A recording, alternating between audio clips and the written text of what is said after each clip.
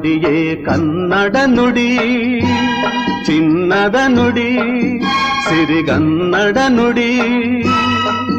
ನಾವಿರುವ ತಾಣವೇ ಗಂಧದ ಗುಡಿ, ಅಂದದ ಗುಡಿ, ಚಂದದ ಗುಡಿ.